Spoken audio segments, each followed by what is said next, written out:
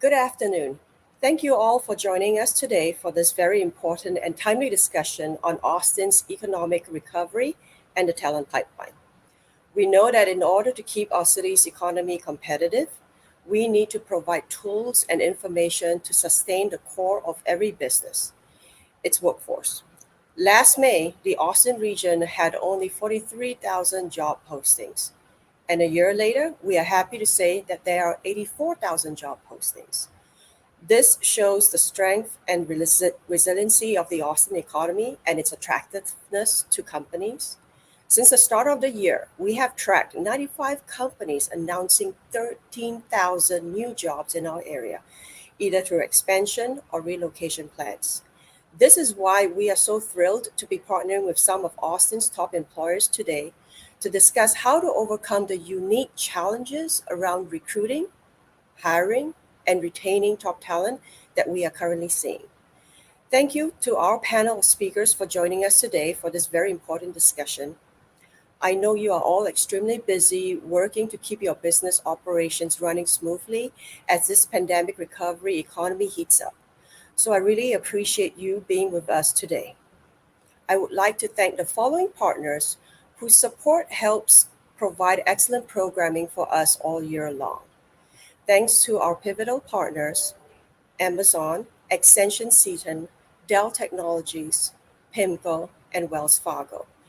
And to our foundation partners, and to our many corporate partners. I would also like to thank the sponsors that make today's event possible. Our presenting sponsor for this event is UT McCombs School of Business. I would also like to thank our panel sponsor, SOAL Technologies, and our economic recovery sponsor, PIMCO. Now, I would like to welcome Lillian Mills, who was recently appointed Permanent Dean of the McCombs School of Business. She has held the role of Interim Dean since April 2020, following the appointment of Jay Hartzell as President. Mills is the first woman to serve as Permanent Dean of McCombs in the school's nearly 100-year history. So, congratulations and welcome, Dean Mills. I look forward to collaborating with you in the future. Gosh, thank you for that wonderful introduction, Quilon, and thank you to the Greater Austin Chamber of Commerce for partnering with Texas McCombs on today's event. I'm Lil Mills, and I am honored to be the new dean at a school that is focused on driving the future of business education. UT Austin is in the business of talent management, developing and training future talent. And in that role, we are critical to the Austin talent pipeline. And so I'm so excited to work with all of you to support this city that we love and care so much about. So much has changed in the world over the last 15 months.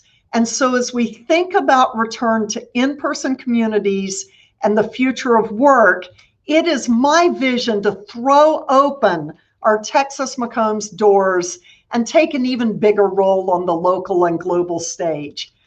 Advances and innovation in business are made when different communities come together and share ideas. And so it's important for us to play a role in supporting the Austin ecosystem to try to achieve my vision.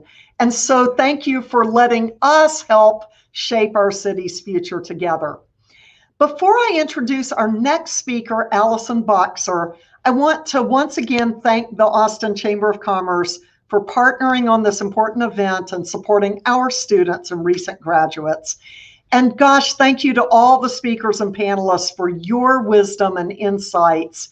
And my team has been amazing in their hard work partnering with the Chamber on this event, and especially Janet Wong, Mandy Kaios, and Stephanie Saraboff. Thank you, colleagues. So now it's my pleasure to introduce Allison Boxer with PIMCO Wealth Management, who will provide us with a look at overall hiring and job market trends.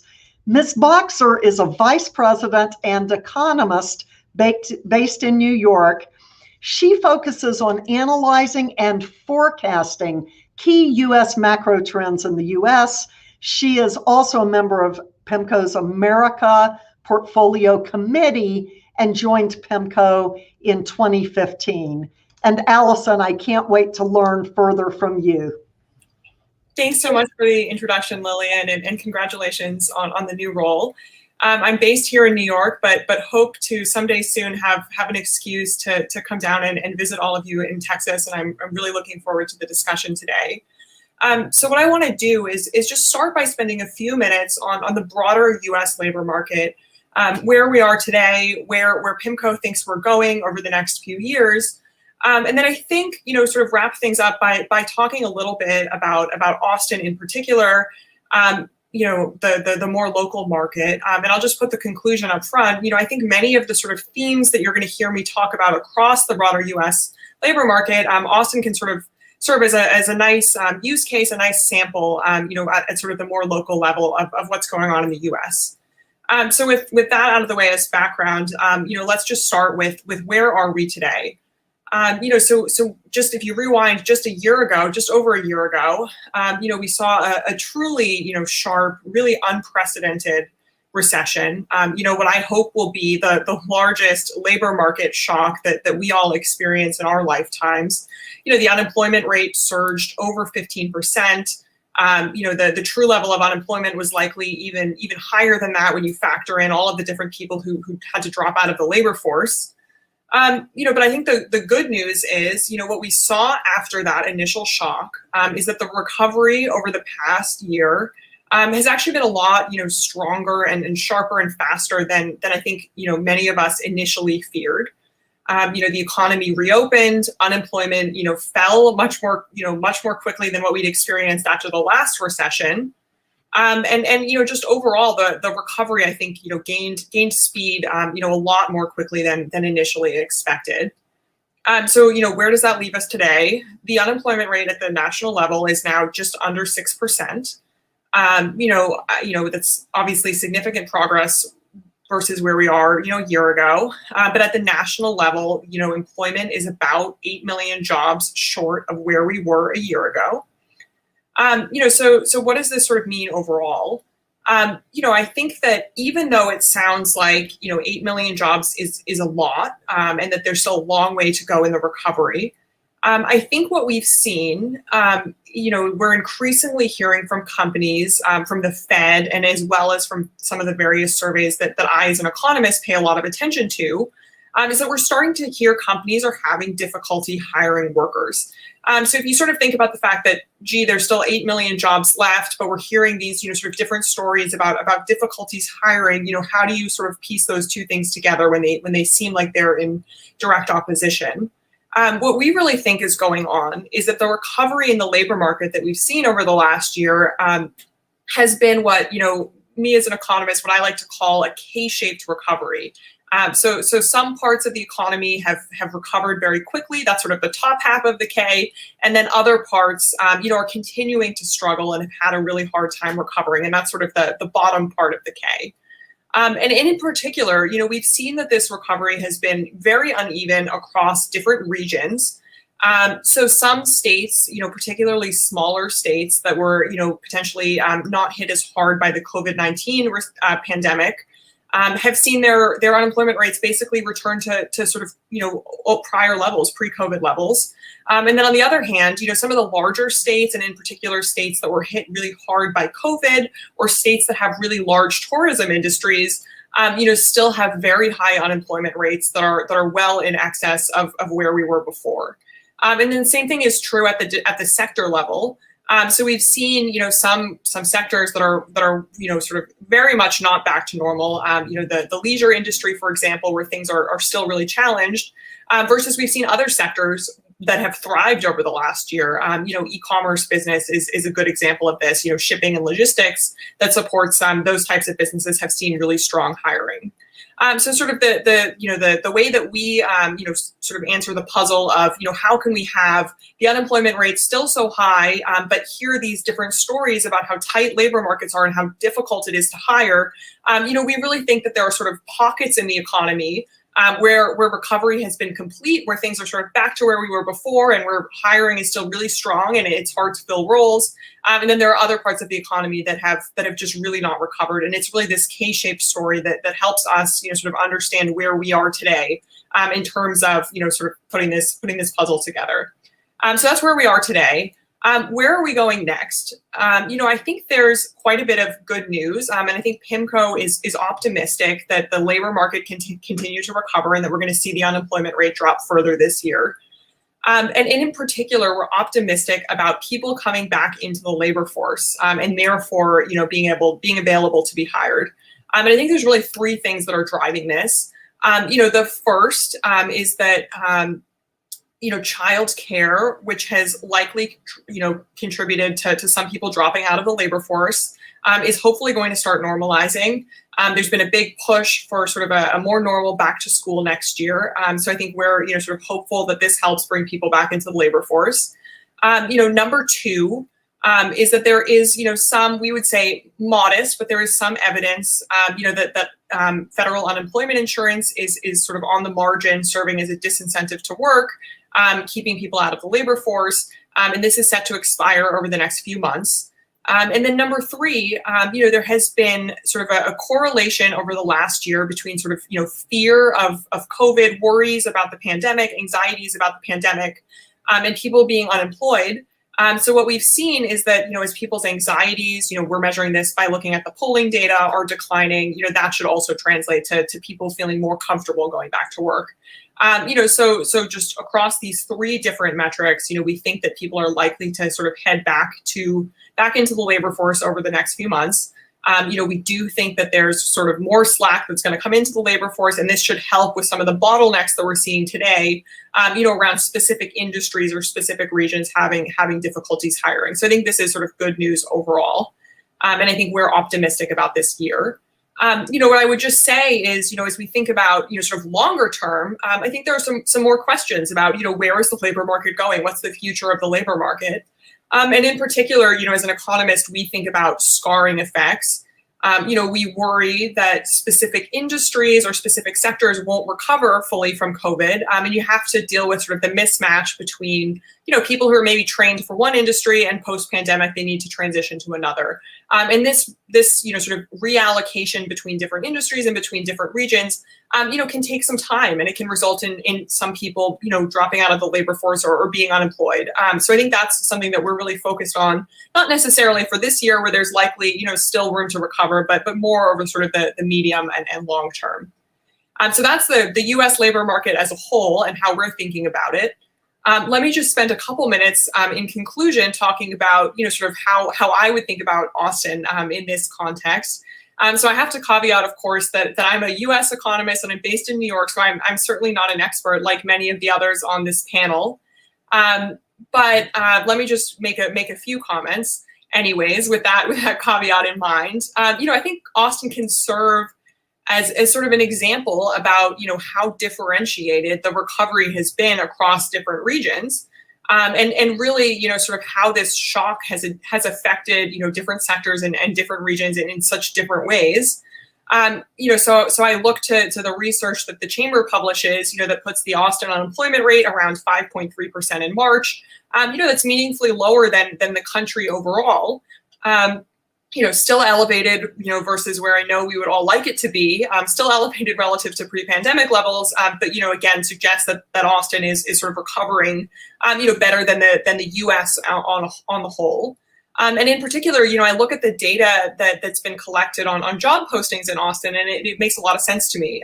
There's job postings across, the tech industry, for example, various other sort of high skill industries that are well suited to working from home. Makes sense that from that perspective, it sort of provides a tailwind to the Austin economy recovering overall. So I'll stop there. I know there's a lot of more interesting panelists to come, but I would just conclude by saying, we've seen a faster than feared initial recovery, but this sort of uneven K-shaped, nature of the labor market recovery, means that there's still sort of room to run in various different sectors, that we could see a little bit of bumpiness, but overall we're sort of optimistic that the US labor market can continue to recover. So I'll stop there. Thank you all again so much for your time.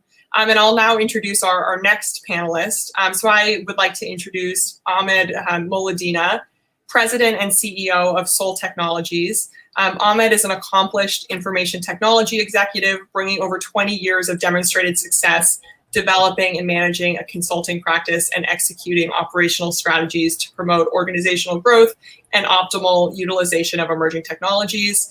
He has extensive experience leading operations for technology, business development, and channel marketing within a diverse range of industries. So thank you all so much for your time, and welcome, Ahmed. Clients' needs and providing benefits to our contractors, we create the best possible match between our staffer and employer. SOAL Technologies is a full-service staffing and consulting firm with more than 50 years of combined team experience. We are passionate about ensuring your progress. With that, I'd like to introduce our first presenter, who will share some of her insights into virtual recruiting and how hiring has changed in the past year. Cynthia Rhodes Patterson heads the Austin Human Resource Team for the Home Depot Austin Technology Center.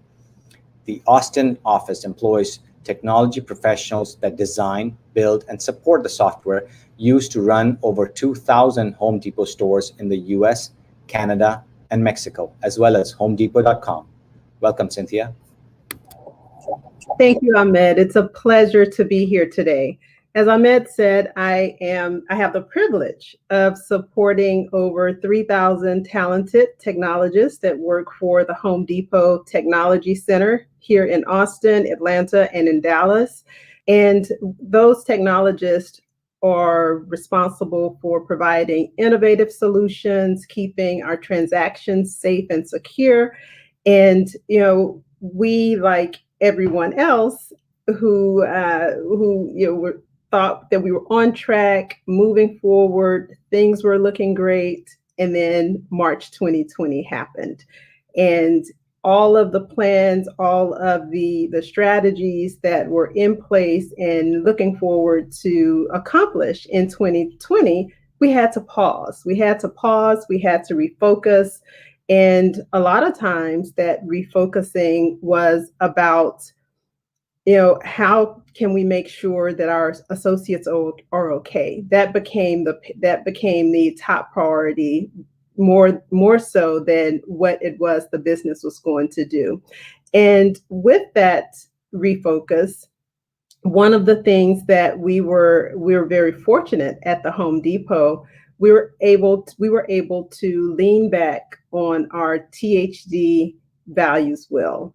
And our THD values will, like most companies, you have certain core values that you stand for. And for us in particularly at the Home Depot, one of the things that we try to put in front of us as we make any of our decisions, that's our THD values wheel. And that values wheel is based on 8 core values that we hold very dear and very near to us, that helps us make our decisions, whether it's a decision on where is the company moving next, or whether or not we want to go partner or get products from a certain vendor. We always put those core values at the forefront.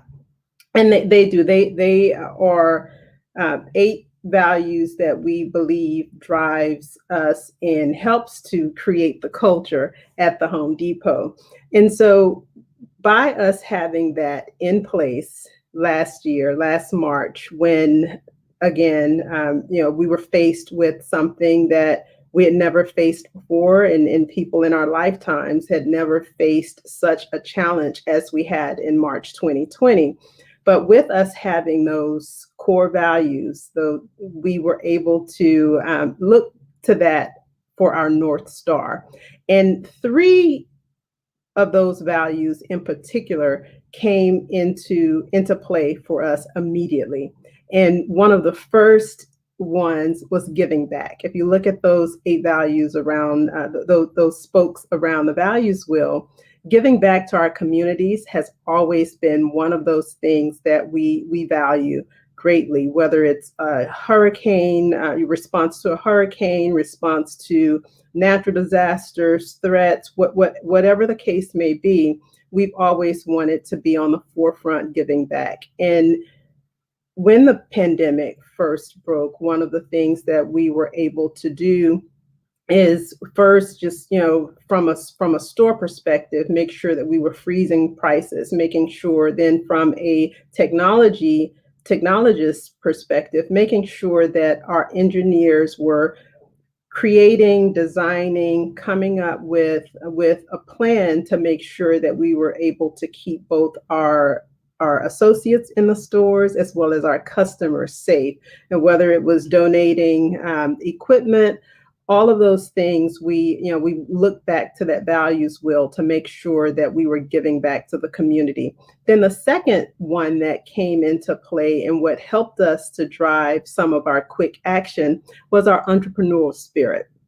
And that's where we look to our associates, who are our 400,000 associates who work for the Home Depot every day, those 4,000 technologists that work for the Home Depot every day. We look to them to come up with some innovative, quick solutions to keep us safe, to keep our customers safe, our associates driven. And one of those things that came about early on was our curbside. We immediately were able to put into place, because of our innovative technologist, a curbside solution that we had on plan, but had not decided to introduce that so quickly and early on. And then the third thing that we really, or the third value that we really valued and put into play, and that was taking care of our people. And if you could go to the next slide, please.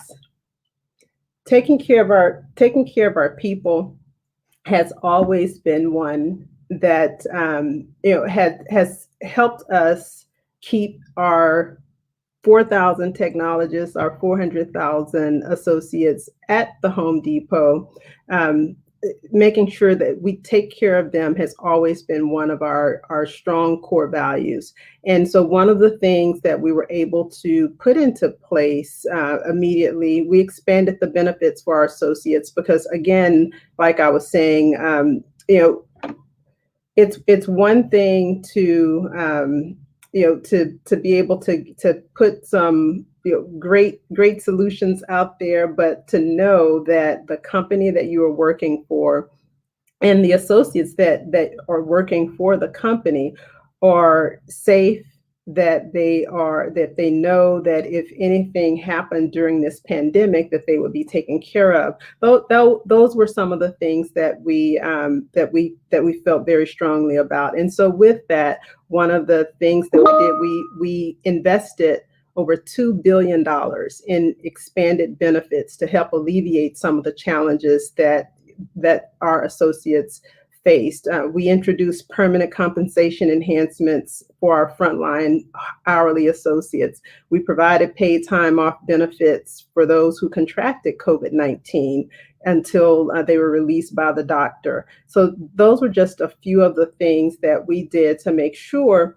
that we would have our workforce in place, that we would that we also, by investing that $2 billion, we were able to make sure that our workforce was not impacted.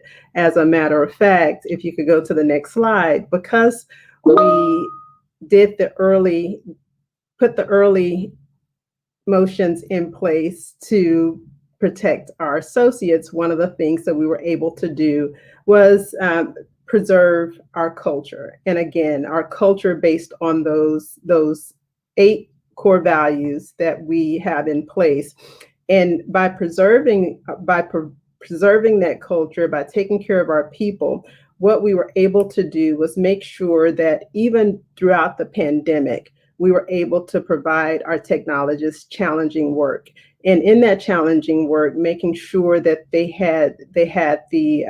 were able to be innovative, they were able to continue to solve interesting problems that came up due to the pandemic, that we were able to still nourish their entrepreneurial spirit.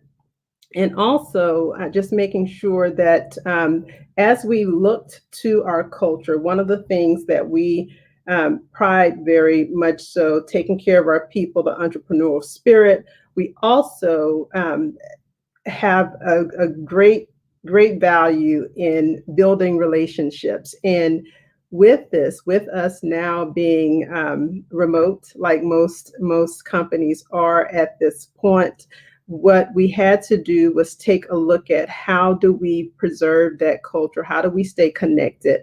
And so using various communication tools, WebEx, Teams, Slack, Outlook, although it does not take the place of our associates being able to be in the same room, communicate, share ideas quickly, we were able to put some solutions in place that would emulate that as best we could, whether it was gift cards because they were no longer gift cards for food because they were no longer in the building and having snacks every day, or putting together kudo boards so that they could still congratulate our associates. We just wanted to make sure over this last year and a half that we had methods in place that we could preserve our culture. And if you go to the next slide. As we look ahead, and I know one of the things that we really want to talk through today is what does the talent landscape look like now?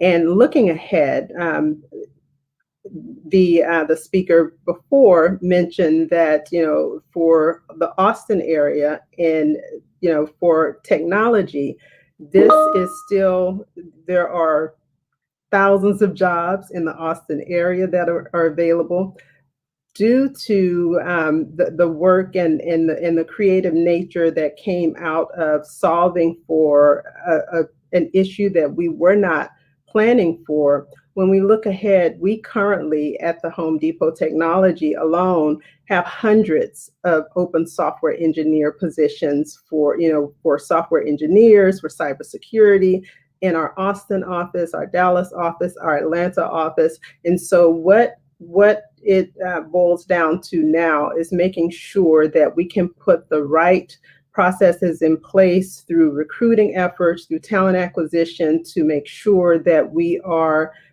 staying out there and being open to finding that talent where that talent is, making sure that we continue to have a way to connect those associates who are newly joining in this virtual environment. We're reimagining what that work will look like. What will it look like a year from now? What we do know is that there are plenty of opportunities, and that we, throughout the last year and a half, we have continued to hire, attract, and retain great talent. That we do not see that going away. I think from a technology perspective, the landscape looks great.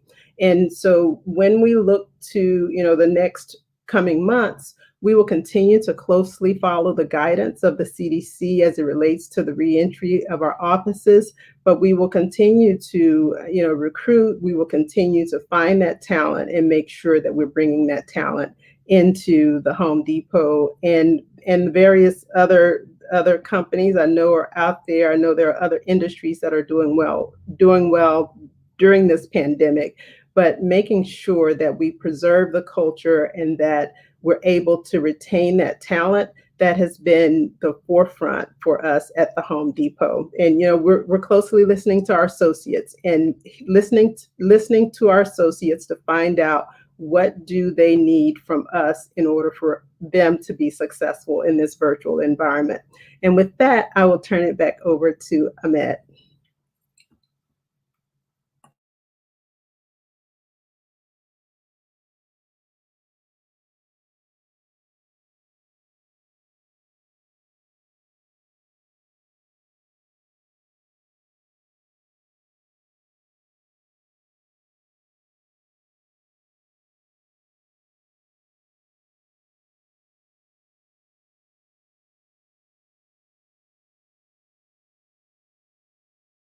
culture, and fostering employee growth and retention.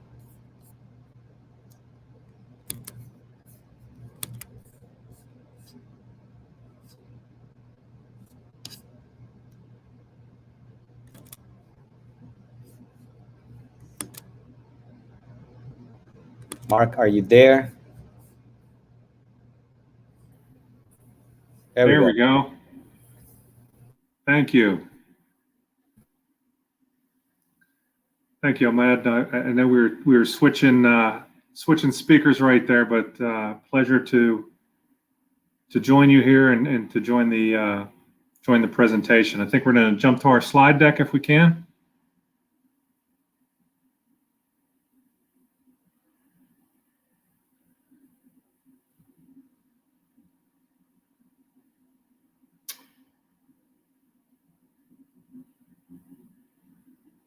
Lacey, do we have the slide deck to show?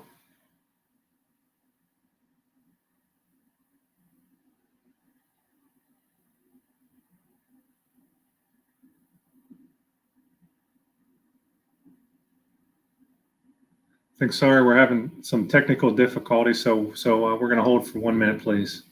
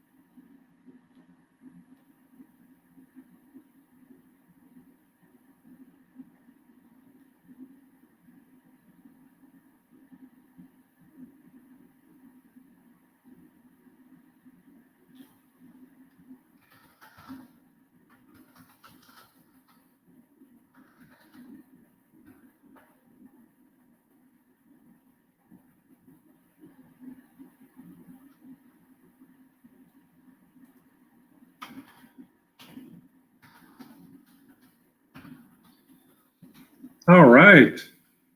I think we're back up. Lacey, you want to go ahead to the next slide, please? All right, this is my favorite slide in my slide deck. I wish I could ask with a show of hands of how many people have been scanned this year, but it seems to be natural for us in the healthcare space that this is the way our day starts every morning.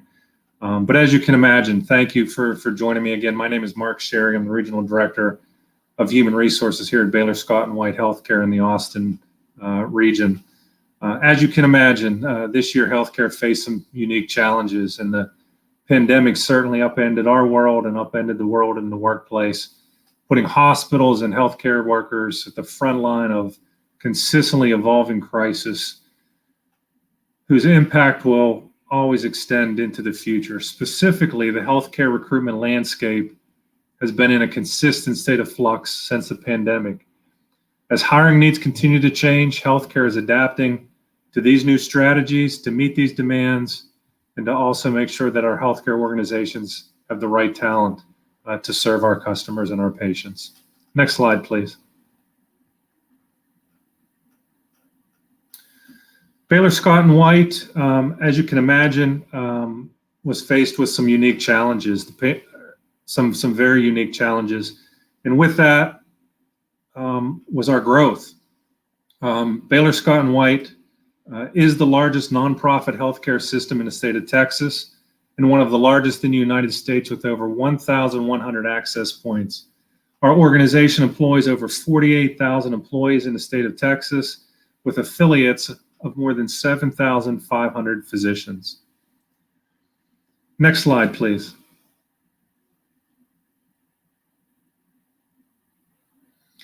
It's no secret that Austin has been growing, and particularly at a rapid pace in the recent years as companies and people continue to flock into our region. Recently released data shows that Austin was again the fastest growing metro in the United States. And with that, Baylor Scott & White is growing with them as we have expanded our footprint to include 9 hospitals and 35 freestanding clinics here in Austin alone. Healthcare jobs, as we know, will continue to rise throughout the market and into the decade. The U.S. Department of Labor projected from 2018 to 2029 that healthcare support jobs, these are healthcare support jobs, would increase by over 22.6%. And additionally, prior to COVID, a 1 million nurse shortage was projected in 2024. Yes, 1 million nurse shortage was projected by 2024. In the U.S., 700,000 nurses are projected to retire within the next 6 years. So what happened during this pandemic? Next slide, please.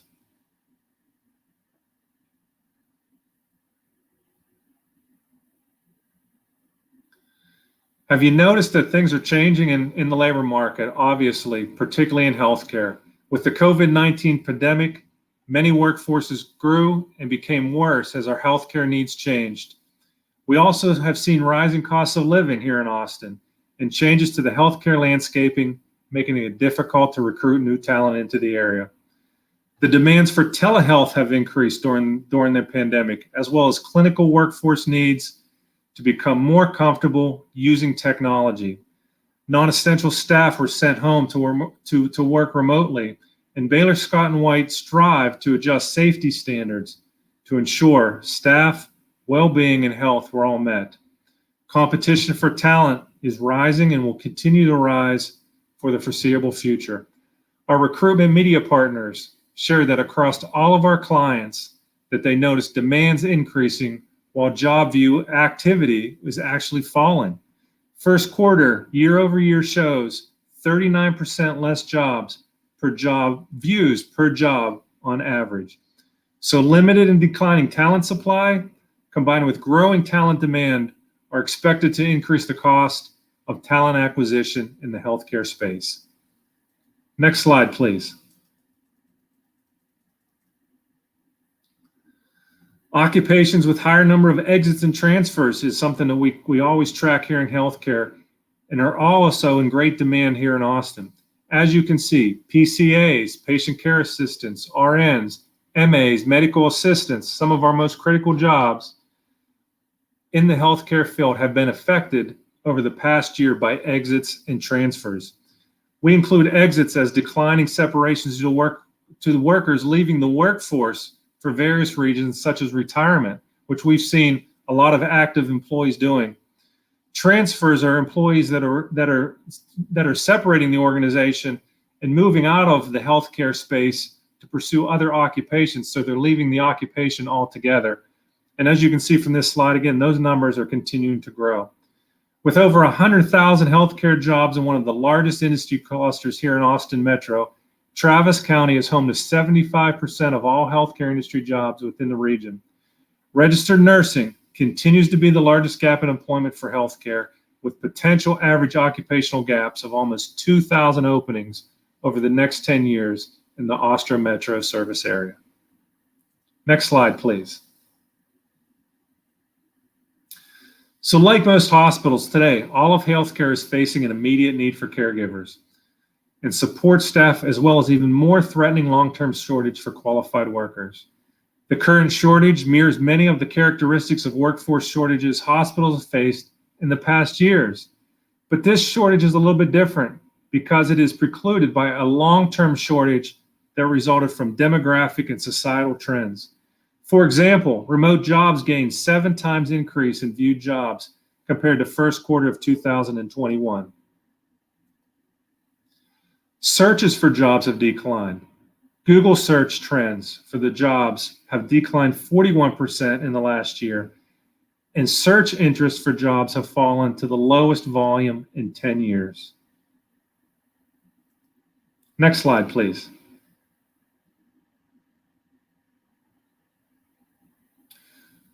So as you well know, good candidates aren't on the market very long.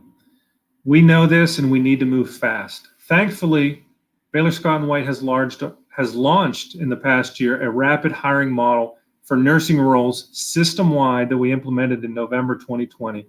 We actually piloted this program here at our Lakeway Hospital in the Austin market. Rapid hire is a selection model designed to increase the speed in talent delivery by minimizing lag time during the selection and the hiring process. Next slide, please. The ongoing battle against coronavirus put all of our caregivers at heightening risk and burnout. It is more critical than ever that we helped our staff find ways to recharge, strengthen resilience, and combat burnout during this critical time in the healthcare marketplace. Next slide, please. So as you know, this past year has been tough on many of our employees, but asking for help and receiving it should never be difficult. During this past year, Baylor Scott & White offered pay protection, inclement weather protection, and appreciation pay. On top of that, we raised $5.4 million internally for employees who were directly impacted by COVID-19. Next slide, please.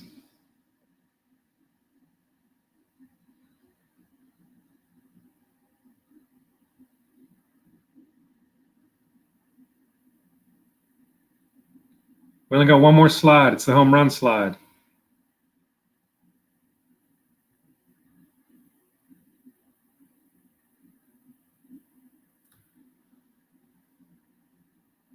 I'm going to jump onto the slide and when it comes up, but you know, over the past 14 months, our teams have gone all in, and we call it all in for our patients and our family members, all in for our communities, and all in for each other. To honor these heroic efforts, we dedicated this entire year to special recognition to celebrate the accomplishments of our people. Our brand is strong and prestigious. We see candidates applying, albeit at a slightly lower rate than we'd like to see and what we've seen in the past few months. Our website is attracting record-breaking visitors. We are seeing more of our applicants meeting the qualifications than ever.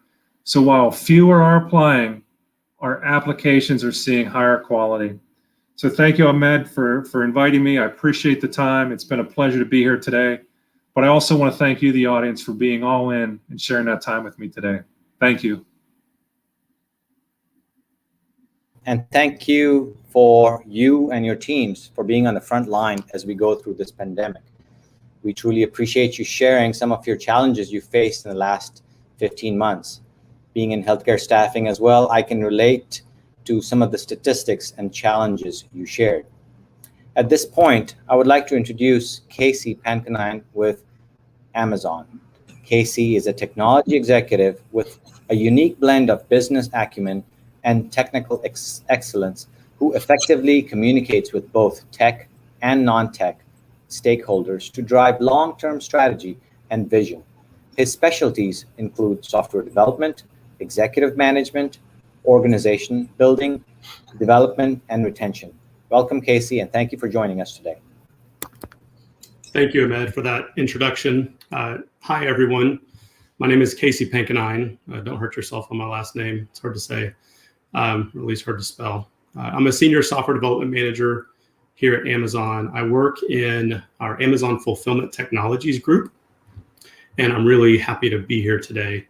I have some slides. We're going to be skipping over those slides for right now. I'll just get after it.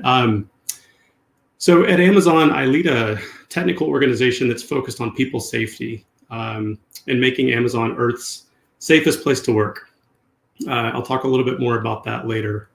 Prior to this group, I ran an organization at Amazon that was focused on supply chain and fulfillment compliance. So you can think of things like perfumes, nail polish, hairsprays, cleaning supplies, medical devices, batteries, things like that, which were, some of those were very popular items when COVID affected us. So our job was to ensure that Amazon is planning and transporting that inventory to the correct facilities, storing them in the right locations in those facilities, handling the items safely in those facilities, packing them in the right box for you, putting the right label on the box, shipping the box with the right carrier and in the right way. So I was with that group when COVID hit. And I'm really proud of our willingness and Amazon's willingness to really drop all of our previous priorities and really focus on helping our associates and our customers. Amazon calls ourselves the world's most customer-centric company. And one of the things I really do take a lot of pride in is all of those conversations are about what's the right thing to do. The one thing I really love about Amazon is we act like a startup. Before Amazon, I was at a bunch of startups and had a lot of hesitation about joining a large company. But I really love that we build things that our customers need, and we're willing to move very quickly. We don't sit around and debate a lot. So when COVID hit, our culture allowed us to pivot quickly and do the right thing for our associates, for our carrier partners, and for our employees. People ask me what it takes to be successful at Amazon. I tell them that if you think like a small business owner and think about your customers like a small business owner does, you'll usually make the right decisions. So as a small business owner, you may not have a boss. You may have people that you work with. You may have people that work for you. How do you think about things? How do you approach your problems? Do you build things that are fun to build? Do you build things that are valuable for your customers? Do you say yes to everything? Do you say no to everything? Do you always take the long road to the perfect solution, or do you always take shortcuts, or is it somewhere in between? Do you ignore problems that you see? Do you say that that's not my problem? Do you wait for someone else to tell you what to do? Do you set a goal and never rethink that goal? These are some of the things that really drive us at Amazon and the way we think and we operate. And it really allows us to pivot in some of these tougher times to make sure we're doing the right thing. I went to the University of Texas, Hook'em. I've been in Austin ever since. I love Austin, and I've raised my family here. Lacey, we can stay on this slide. So what is Amazon Fulfillment Technologies? This is the group I work with. We refer to it as AFT internally. We basically take over after you've placed your order on the website. So everything from figuring out which warehouse or warehouses your items need to come from, how they get packed to the box, and all of the processes that come together to deliver the items to your doorstep. So we have the unique job of combining people, product, and processes with humans, robots, and other machinery. And I really love this combination of these virtual and physical environments. We leverage robotics, machine vision, machine learning, IoT, and other technology to get this done. I've spent time in a lot of those logistics areas, but my new group that I've been with for a while now is focused on safety, and it is focused on ensuring that we are able to deliver your packages when you need them, but do it in a way that is safe for everybody who's working to make that happen. So we build full stack software solutions to make sure that we're protecting not only our people, but also the environment. And our software is used in all of our facilities around the world and for our drivers that you see on the road. Amazon has a focus on people safety, and I'm really excited to be part of that. Next slide, please. So here are some of the teams that are in the Amazon Austin offices. A lot of people don't know that we have an office. I guess we're becoming more popular. I didn't know when I started, but we have AWS, Worldwide Ops, Amazon Business, Advertising Finance, Amazon Devices. That's like the Echo devices and the hardware that you see that we sell. Physical stores, Amazon Logistics. Those are the folks with all the trucks and the vans, airplanes. AFT, which is my group, and Last Mile as well. So I work out of one of our offices in the domain, and I'm really excited to get back to the office. I've learned through this last year or so that I'm so much more of a people person than I thought I was. At least I like being around people. I don't know if they all feel the same about me, but I'll take it. I talk a lot with my teams about how they're feeling about working from home, and it's been an evolving conversation since we started. Everyone's situation is different, but we work really hard to understand how we can help people be most effective in work and in their home life. We find various ways to engage as a team. Cynthia was talking about some of this as well. Figure out how to work together and how to collaborate. We are a very collaborative group, particularly on the software side, where there's a lot of innovation and creativity happening. And some of that stuff is tricky from home. Quick example, a software developer who maybe wants to brainstorm something with somebody else. In our offices, it's a big open area, and they may turn around and just ask someone what they think, and they solve the problem in a couple of minutes. When we're at home, it's hard to know if that person's available. Sometimes they're not always immediately responsive. And so that turns into a 30-minute meeting or a 1-hour meeting. And that part makes it a little bit tricky for us. We miss our whiteboards and some of those spontaneous conversations. But at Amazon, we hire people who exhibit leadership principles that unify us all. A lot of them were back to what I was talking about, kind of thinking like that small business owner. We think like owners overall, and we work to break down obstacles for our customers. We don't let our obstacles get in the way of making things happen for our customers. And we've used that mindset to help our customers during these times. I do a lot of interviewing and hiring for Amazon. And the most obvious change tactically has been moving from an on-site interview to a virtual interview. I think it's actually a beneficial thing for our candidates. Our interview process is somewhat notorious of being a little bit challenging to work through. And so one of the things with the virtuals is that we can build in breaks, and sometimes we even spread it over a couple of days. And I think that that's been really nice. And I get a lot of feedback from our candidates that that's been helpful.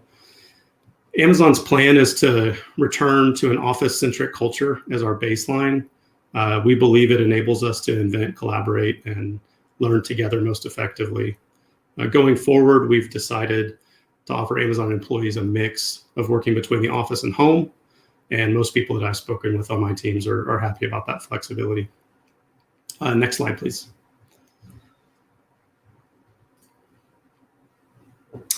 So here's some of the open roles that we have in Austin. I checked right before this. We have somewhere over 950 roles in Austin. It's a lot of technical roles, but then there's a lot of other types of roles that you might see in here. So I hire a lot of software development engineers, managers, technical product and program managers, user experience designers. But the list goes on and on. You can see account managers, program managers, obviously a lot of recruiting. And selfishly, I'm hiring software managers and engineers and product managers, and you can find me on LinkedIn. The last name makes that easy. Next page, please.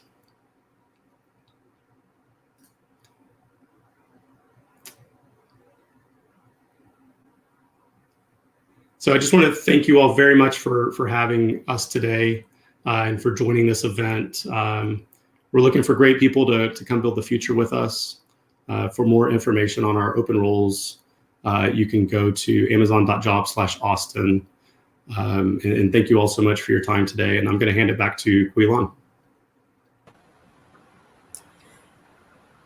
Thanks again to all our outstanding presenters. Thank you, Casey, for joining us today and taking the time to share your knowledge with our audience, both those who are hiring and those who are looking for the next opportunity.